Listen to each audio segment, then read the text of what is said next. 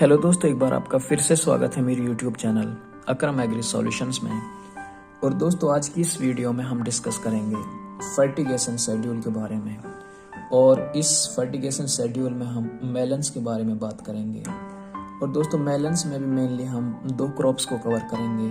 पहला होगा वाटरमेलन यानी कि तरबूज, और दूसरी क्रॉप होगी इसमें दोस्तों मस्क मेलन यानी कि खरबूजा। दोस्तों, जैसा कि आप जानते हैं कि अभी जो लोग लो टनल में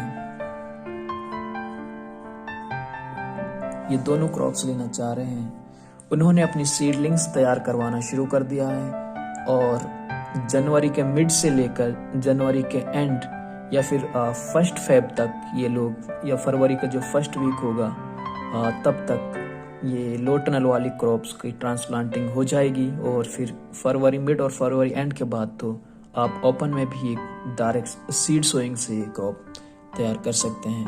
तो दोस्तों, अभी जिनकी ट्रांसप्लांटेशन इस दिसंबर के लास्ट या फरवरी के मिड तक होगी, उनके लिए अगर वो सीडलिंग्स तैयार करना चाहते हैं घर पे ही, तो हम इस वीडियो में डिस्कस करेंगे कि आपको कौन सा फर्टिगेशन शेड्यूल फॉलो करना है जिससे आपकी सीडलिंग्स में एक लैंकीनेस की प्रॉब्लम ना आए, एक फंगस से आपकी क्रॉप पे डैमेज या सीडलिंग्स पे डैमेज ना हो।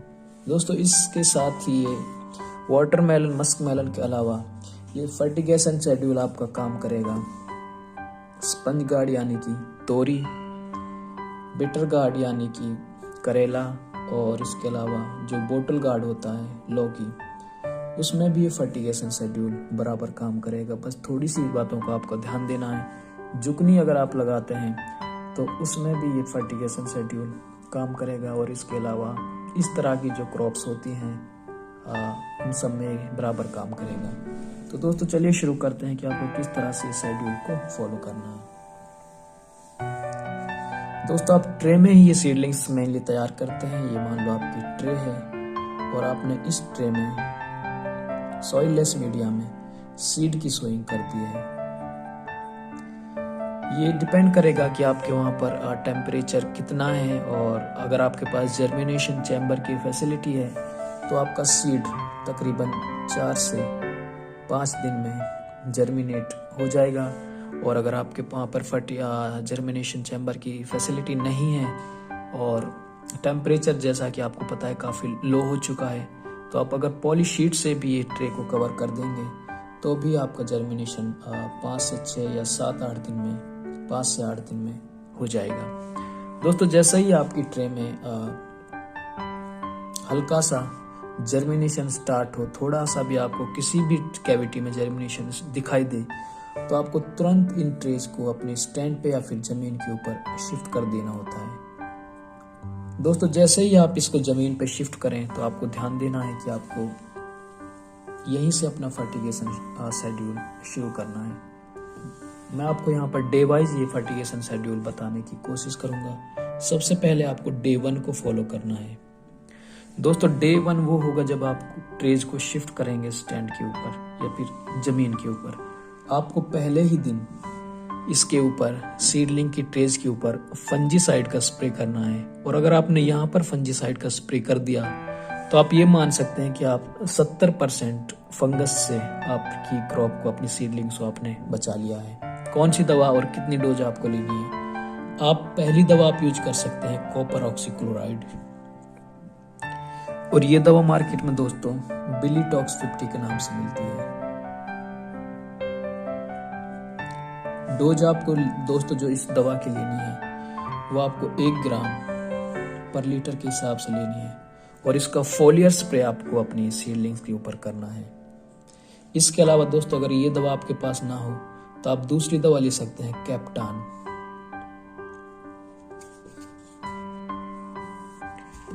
कैप्टान से अगर आप ये करेंगे, ये सेम प्रोसेस आपको कैप्टान के साथ करना है। डोज भी आपको यही सेम लेनी है, 1 ग्राम पर लीटर के हिसाब से, और आपको फोलियर स्प्रे ही इसका करना है।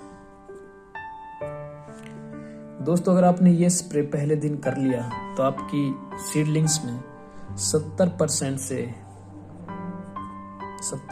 तक आपने फंगस से अपनी सीडलिंग्स को बचा लिया है इसी स्टेज पे।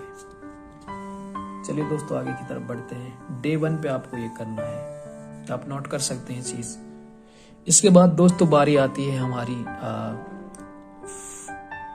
जो हमारे फोलियर फर्टिलाइजर्स होते हैं, जैसे NPK, कैल्शियम नाइट्रेट या फिर मैग्नीशियम सल्फेट। दोस्तों आप ध्यान रखें कि आपको इन सीडलिंग्स पे, जो विंटर्स की सीडलिंग्स होती हैं, इन पे NPK 19-19 और NPK 20-20 का स्प्रे नहीं करना है। आप इसकी जगह फॉलो कर सकते हैं, आप डे 5 और 7 पे जब आपकी सीडलिंग्स की पत्तियां हल्की सी बाहर आ जाएं, तो आपको यहाँ पर यूज करना है NPK का एक फॉर्मुलेशन होता है, NPK 12-61-0। दोस्तों शुरुआत के दौर में सीडलिंग्स को फॉस्फोरस की काफ़ी ज़रूरत होती है, क्योंकि फॉस्फोरस रूट डेवलपमेंट को इम्प्रूव करता है। इसलिए आपको ये फर्टिलाइज़र का यूज़ करना है। इसकी डोज आपको लेनी है दोस्तों 1 ग्राम पर लीटर, या फिर आपको EC के हिसाब से इस डोज को लेना है।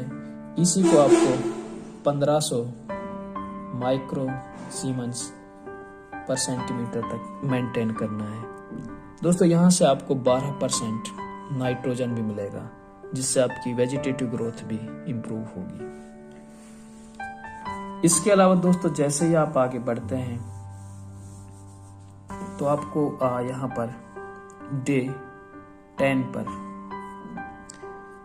यहाँ पर आपको दोस्तों करना है एक माइक्रोन्यूट्रिएंट्स का स्प्रे, या फिर ये फोलियर स्प्रे आपको इसका करना है। और आप इसमें मल्टीप्लेक्स का जनरल फर्ट जो लिक्विड होता है, उससे आप ये कर सकते हैं।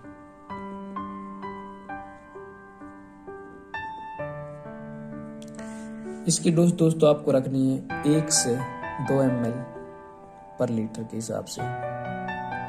और ये आप कोशिश करें कि ये स्प्रे आप शाम के टाइम करें, ज़्यादा इफेक्टिव होता है। 3 बजे के बाद आप इसका स्प्रे कर सकते हैं। डे 10 के बाद दोस्तों जैसे ही डे 10 पे आपने माइक्रोन्यूट्रिएंट्स का स्प्रे किया है, आप डे 12 यहाँ पर आप एक स्प्रे करेंगे कैल्शियम नाइट्रेट का, और आपको डोज 1 ग्राम पर लीटर के हिसाब से लेनी है। और आपको इसका स्प्रे नहीं करना, आपको इसकी ड्रेंचिंग करनी है, यानी फर्टिगेशन की तरह इसे यूज करना है। स्प्रे में आप इसे यूज ना करें। अगर फैसिलिटी आपके पास नहीं है तो आप स्प्रे भी कर सकते हैं। डे 12 के बाद दोस्तों कैल्शियम नाइट्रेट से क्या फायदा होगा कि जो हमारा स्टेम होगा, ये हमारा जो स्टेम होता है, जो तना होता है, इसको थोड़ा ये मोटा होना शुरू हो जाता है, मजबूत होना शुरू हो जाता है। और डे 12 के बाद आपको डे 14 पे एक मैग्नीशियम का स्प्रे करना पड़ेगा, मैग्नीशियम सल्फेट का। और डोज इसकी भी आपको 1 ग्राम पर लीटर ही लेनी है। और इसका भी आपको ड्रेंचिंग की मदद से ही करना पड़ेगा। स्प्रे इसका नहीं करना, आपको ड्रेंचिंग करनी पड़ेगी। यहाँ तक हम दोस्तों अपनी क्रॉप को नाइट्रोजन दे चुके हैं, फॉस्फोरस दे चुके हैं, और कैल्शियम दे चुके हैं, मैग्नीशियम दे चुके हैं। बेसिक नीड्स हमने अपनी क्रॉप की पूरी कर दी है, और हमें ज़रूरत है अभी इसके अलावा दोस्तों हम माइक्रो न्यूट्रिएंट्स भी अपनी क्रॉप को दे चुके हैं। और अब हमें ज़रूरत पड़ेगी पोटेशियम की, जो थोड़ी लेटर स्टेजेस में देनी पड़ती है। दोस्तों मैं डायरेक्टली जंप करता हूँ डे 21 के ऊपर। डे 21 पे आपको अपनी सीडलिंग में NPK का एक कंसंट्रेशन है, वो होता है 13-0-45। इसकी जगह दोस्तों आप एक और चीज दे सकते हैं 0-0-50। पर यहाँ पर दोस्तों फायदा क्या हुआ कि यहाँ से हमें 45% पोटेशियम मिलता है और 13% नाइट्रोजन भी मिल जाती है, जो वेजिटेटिव ग्रोथ के लिए इफेक्टिव है। पीछे जो हमने कैल्शियम नाइट्रेट दिया था, यहाँ से हमें कैल्शियम मिल जाता है तकरीबन 15%, और यहाँ से 12.5% हमें नाइट्रोजन मिल जाती है, जो हमारी वेजिटेटिव ग्रोथ के लिए फिर से इफेक्टिव है। तो दोस्तों हमने कहीं भी अपनी क्रॉप को बल्क में नाइट्रोजन नहीं दी है, जैसे कि 19-19 या 20-20 की फॉर्म में, जिससे जो हमारी वेजिटेटिव ग्रोथ है वो ज़्यादा विग्रसली नहीं होती है और क्रॉप में लैंकीनेस खत्म हो जाती है। रूट्स हमारी फॉस्फोरस की मदद से इम्प्रूवमेंट हो चुका है और पोटेशियम से हमारी क्रॉप में डिजीज रेजिस्टेंस आ जाता है। 21 दिन के बाद दोस्तों जब हमारी क्रॉप 21 के बाद आगे बढ़नी शुरू हो तो 25 से 30 दिन में हम ये क्रॉप्स को या फिर 35 दिन तक मैच्योरिटी की लेवल तक हम इसको पहुंचा चुके होते हैं। आपको 25 और 30 इनमें से किन्हीं 2 दिन पे या तो आप यहाँ पर 28 या फिर यहाँ पर 32 यहाँ पर आपको NPK 19-19 का स्प्रे करना पड़ेगा। स्प्रे करें, आप ड्रेंचिंग करें, यहाँ पर ज़्यादा इफेक्टिव इसका नहीं होता। आप ड्रेंचिंग से करेंगे ज़्यादा अच्छा है और अगर आप स्प्रे भी करते हैं तो भी आपका काम चलेगा। फायदा क्या होगा दोस्तों, जैसे ही आपकी क्रॉप का तना मजबूत होता है, रूट्स डेवलपमेंट प्रॉपर होता है, लीफ साइज प्रॉपर होता है, अब हमें इसे थोड़ा फास्ट मैच्योर करना होता है, वेजिटेटिव ग्रोथ इसकी बढ़ानी होती है। तो NPK जैसे ही हम इस पे यूज करते हैं तो इसकी जो वेजिटेटिव ग्रोथ है वो काफ़ी फास्ट होनी शुरू हो जाती है और हमारी सीडलिंग मैच्योर होनी शुरू हो जाती है। दोस्तों हम रिकमेंड करेंगे कि लास्ट के 5 दिन 30 से लेकर आपकी जो 30 से 35 डे पे आप अपनी क्रॉप को हार्डनिंग के लिए रखें। कोई उसमें केमिकल या कोई न्यूट्रिएंट्स ना दें, जिससे कि आपकी फसल में जो मोर्टेलिटी है वो काफ़ी कम होती चली जाएगी और आपकी क्रॉप फील्ड में अच्छे से स्टैंड करेगी। दोस्तों ये थी फर्टिगेशन शेड्यूल जो आपको फॉलो करना है मेलन्स के लिए। इसमें आप एक चीज और इंक्लूड कर सकते हैं और वो है जीवरस।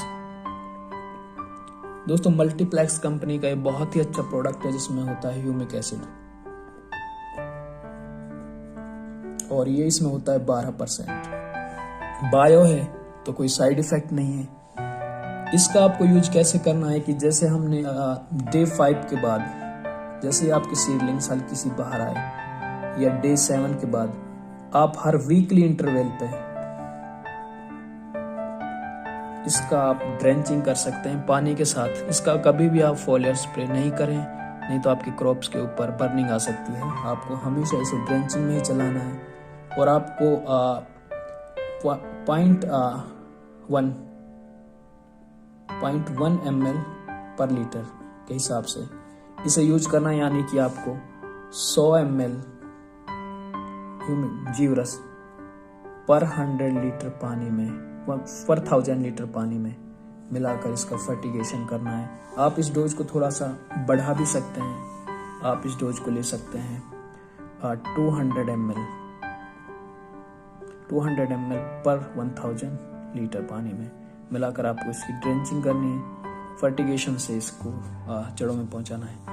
वीकली आपको देना है। अपनी क्रॉप में कम से कम 2 से 3 बार आप ये ऐसा करें। दोस्तों इसका फायदा क्या होगा कि ये जो ह्यूमिक एसिड होता है, ह्यूमिक एसिड ऐसे भी आपकी रूट डेवलपमेंट में हेल्प करता है।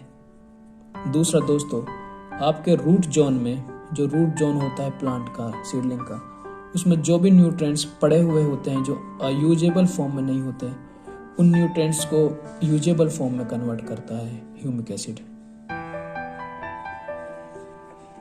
और आपकी जो सीडलिंग्स होती है उसमें फंगस को भी कुछ हद तक ये कंट्रोल करता है। एक दोस्तों एक चीज हमसे अभी छूटी है, हमने पहले डे 1 पे ही जो फंजीसाइड का स्प्रे किया था।